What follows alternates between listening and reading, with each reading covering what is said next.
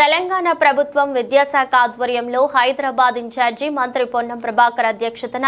రవీంద్ర భారతిలో గురు పూజోత్సవం కార్యక్రమం ముఖ్య అతిథిగా హాజరైన డిప్యూటీ సీఎం మల్లుబట్టి విక్రమార్క కార్యక్రమంలో పాల్గొన్న ప్రభుత్వ సలహాదారులు కె కేశవరావు, ఎమ్మెల్సీలు కోదండరాం, నర్సిరెడ్డి, రఘుత్తం రెడ్డి, ఏవిఎన్ రెడ్డి, ఉన్నత విద్యా మండలి చైర్మన్ లింబాద్రి, విద్యాశాఖ ప్రిన్సిపల్ సెక్రటరీ బుర్రా వెంకటేశం, కమిషనర్లు దేవసేన, శృతి ఓజా, ఈవి నరసింహారెడ్డి తదితరులు గురు పూజోత్సవం కార్యక్రమంలో ఉత్తమ ఉపాధ్యాయులకు అవార్డులతో సత్కరించిన మంత్రి పొన్నం ప్రభాకర్.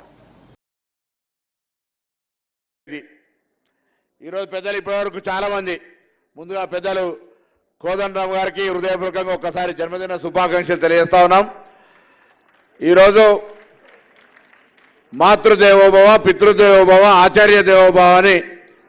తల్లిదండ్రులతో పాటుగా సమానంగా గౌరవించబడేటువంటి ఒక పవిత్రమైన వృత్తిలో ఉండి దేశ రాష్ట్ర భవిష్యత్ సమాజాన్ని తయారు చేసేటువంటి ఒక వృత్తి ద్వారా ఈరోజు మనం అందులో ఉన్నటువంటి కొంత అందరూ మంచి ఉపాధ్యాయులే, అందరూ అవార్డు గ్రహీతలే, అందరి హక్కు ఉంది. అందులో కొంత ప్రభుత్వం తరఫున సన్మానం చేసి మిగతా వాళ్ళందరూ కూడా ఆదర్శంగా ఇంకా మరింత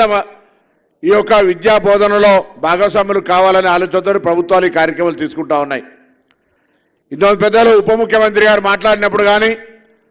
మొన్న ఎల్బీ స్టేడియంలో గౌరవ ముఖ్యమంత్రి గారు మాట్లాడినప్పుడు కానీ, లేదా క్యాబినెట్లో కానీ ఇతరత్ర అనేక సందర్భాల్లో చర్చ చేసినప్పుడు మీ అందరి ఆశీర్వచనంతో ఏర్పడ్డ ఈ ప్రభుత్వం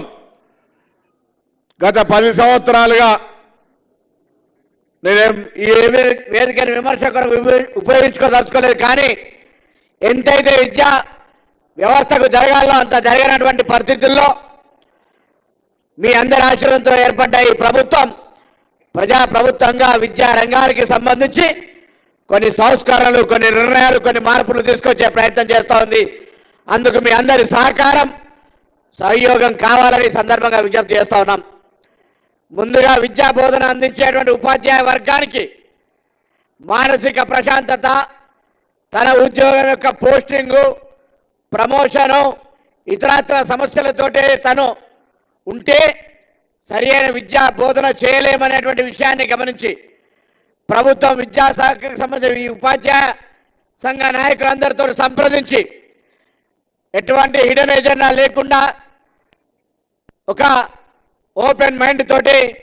మొట్టమొదటిసారి ఎక్కడ కూడా సింగిల్ కోర్టు కేసు లేకుండా 19,000 పైన ప్రమోషన్లు ఇచ్చి 30,000 పైన ట్రాన్స్ఫర్ల ప్రక్రియ కొనసాగిందంటే మీ అందరి సహకారంతో మాత్రమే సాధ్యమైందని ప్రభుత్వం పూర్తిగా విశ్వసిస్తూ ఉంది. ఈరోజు ఆ ట్రాన్స్ఫర్ల ప్రక్రియ